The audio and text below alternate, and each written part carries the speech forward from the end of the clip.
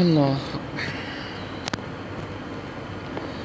اعوذ باللہ من الشیطان الرجیم بسم اللہ الرحمن الرحیم فأما إن كان من المقربين فروح وريحان وجنة نعيم وأما إن كان من أصحاب اليمين فسلام لك من أصحاب اليمين وأما إن كان من المكذبين الضالين فنزل من حميم وتصلية جحيم إن هذا لهو حق اليقين فسبح باسم ربك العظيم آمنت بالله صدق الله العظيم فأما إن كان من المقربين پس وہ مرنے والا اگر اللہ کے مقرب بندوں سے ہوگا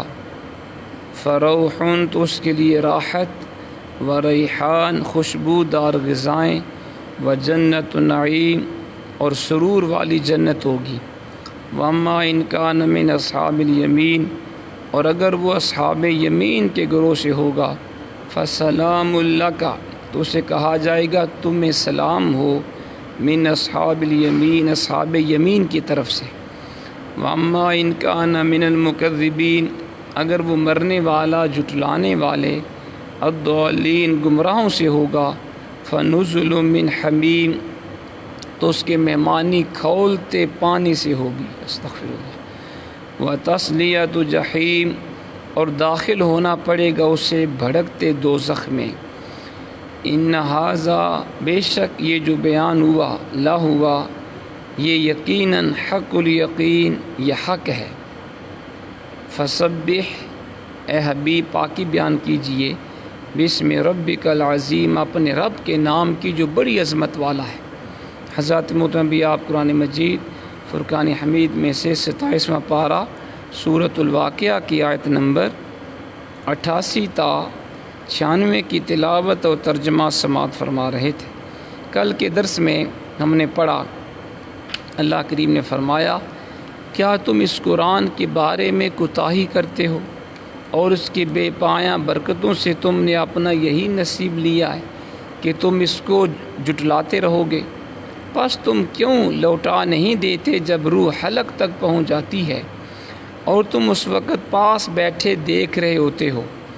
اور ہم اس وقت بھی تم سے زیادہ مرنے والے کے قریب ہوتے ہیں البتہ تم دیکھ نہیں سکتے پس اگر تم کسی کے پابند حکم نہیں ہو تو پھر کیوں نہیں لوٹا دیتے مرنے والے کی روح اگر تم سچے ہو۔ کل کے درس میں ہم نے ان آیات بینات کی تفسیر پڑھی۔ آج کے درس میں اللہ کریم اپنے نیک بندوں کا ذکر فرما رہا ہے اور پھر گناہ گاروں کا ذکر ان کے عذاب کا ذکر بھی فرمایا گیا۔ پہلی آیت میں فرمایا فَأَمَّا إِن كَانَ مِنَ الْمُقَرَّبِينَ پس وہ مرنے والا اگر اللہ کے مقرب بندوں میں سے ہوگا فَرَوْحٌ وَرَيْحَانٌ وَجَنَّةُ نَعِيمٌ تو اس کے لیے راحت خوشبودار غذائیں اور سرور والی جنت ہوگی۔ وَأَمَّا إِن كَانَ مِنْ أَصْحَابِ الْيَمِينَ اگر وہ اصحاب یمین کے گروہ سے ہوگا فَسَلَامٌ لَكَ مِنْ أَصْحَابِ الْيَمِينَ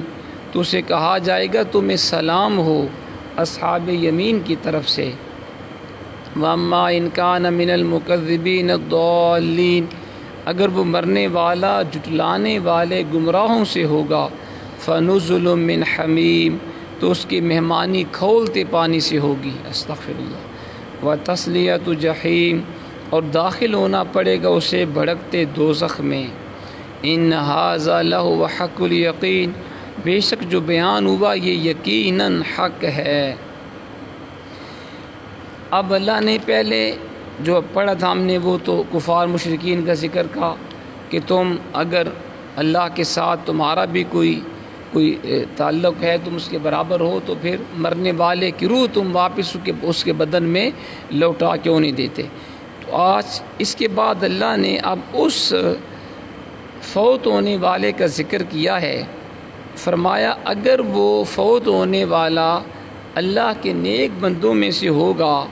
تو اس کا اعزاز و اکرام، اس کی عزت اس طرح کی جائے گی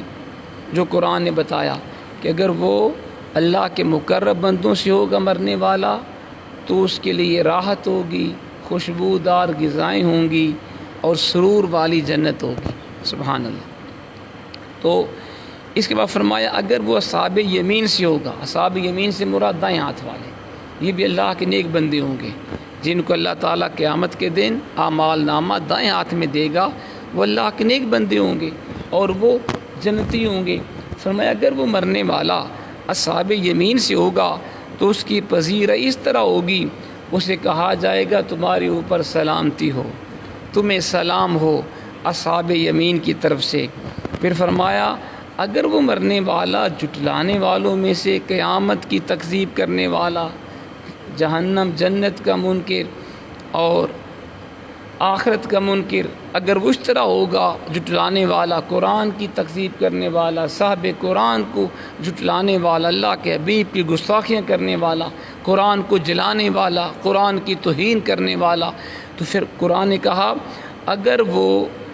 جھٹلانے والوں میں سے ہوگا، گمراہوں میں سے ہوگا تو اس کی مہمانی کھولتے ہوئے پانی سے ہوگی۔ استغفر اللہ۔ اسے جہنم کا کھولتا ہوا پانی، گرم پانی پلایا جائے گا اور اسے داخل ہونے پڑے گا بھڑکتے ہوئے دوزخ میں۔ استغفر اللہ۔ یہ سویڈش والے، ہالینڈ والے، فرانس والے، ناروے والے جو بدبخت ہمارے پیارے آقا کی توہین کرتے ہیں، قرآن پاک کی توہین کرتے ہیں، بالکل ان کے ساتھ یہی ہوگا قیامت کے دن، کھولتا ہوا گرم پانی پلایا جائے گا۔ اور پھر قرآن نے کہا ان کو بھڑکتی ہوئی دوزخ میں ڈال دیا جائے۔ ظالمو تم نے قرآن کی توہین کی، قرآن کو جلایا، صاحب قرآن کی گستاخیاں کرتے رہے، میرے آقا کے کارٹون بناتے رہے، اب جاؤ جہنم میں جلتے رہو۔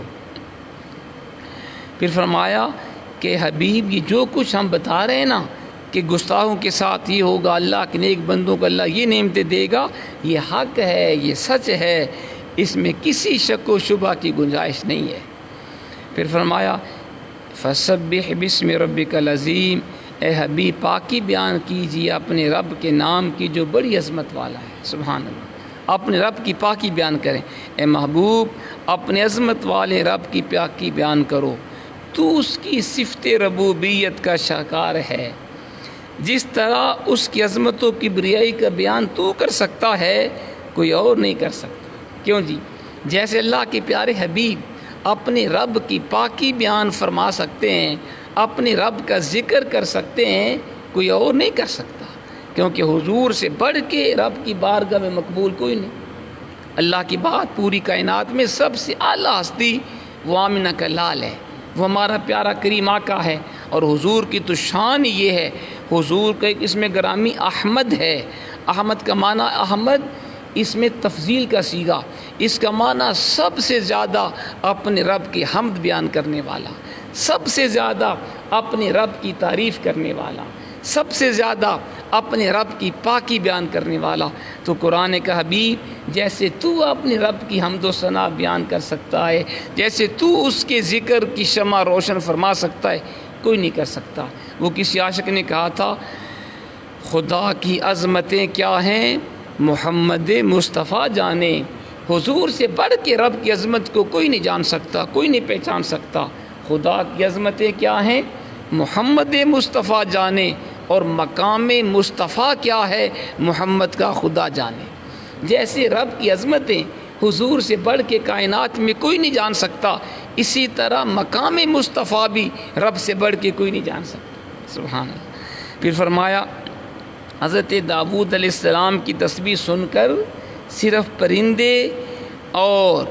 پہاڑ اللہ کی تسبیح بیان کرتے تھے، یہ بھی بڑی شان ہے جی۔ حضرت داؤد علیہ السلام کو اللہ نے ایسی پیاری آواز دی تھی، جب وہ زبور شریف کی تلاوت فرماتے پرندے ہوا میں رک جاتے، اللہ کے نبی کی تسبیح سنتے، پہاڑ وہ بھی آپ کے ساتھ مل کے رب کی تسبیح بیان کرتے، پرندے بھی آپ کے ساتھ مل کے رب کی تسبیح بیان کرتے۔ تو قرآن کا حبیب حضرت داؤد علیہ السلام کی تسبیح سن کے صرف پرندے، دشت و جبل اور پہاڑ اللہ کی تسبیح کہتے تھے، لیکن اے پیارے حبیب جب آپ اپنے رب کریم کی تسبیح بیان کریں گے تو صرف پرندے اور پہاڑ ہی اللہ کا ذکر نہیں کریں گے، بلکہ آسمانوں کی بلندیاں، زمین کی پستیاں، سمندروں کی وسعتیں اور فضاؤں کی بے کرانیاں اللہ تعالیٰ کے ذکر، اس کی تحمید و تمجید، اس کی تسبیح و تحلیل سے گونج اٹھیں گے۔ جب آپ اللہ کا ذکر کریں گے تو صرف پرندے اور پہاڑ ہی نہیں، کائنات کی ہر شے اپنے رب کی پاکی بیان کرے گی، اس کے ذکر سے منور ہو جائے گی، اس کی شان کو بیان کرے گی۔ یہ ہمارے آقا کی شان ہے۔ آج اللہ کی توفیق سے ہم نے سورۃ الواقعہ بھی اللہ کے کرم سے مکمل کر لی۔ کل انشاءاللہ بشرط زندگی سورۃ الحدید شروع ہوگی۔ اللہ تعالی ہمیں قرآن کا نور عطا فرمائے، اللہ ہمیں قرآن کی سمجھ عطا فرمائے اور قرآن کو سمجھ کے اس کے اوپر عمل کی توفیق عطا فرمائے۔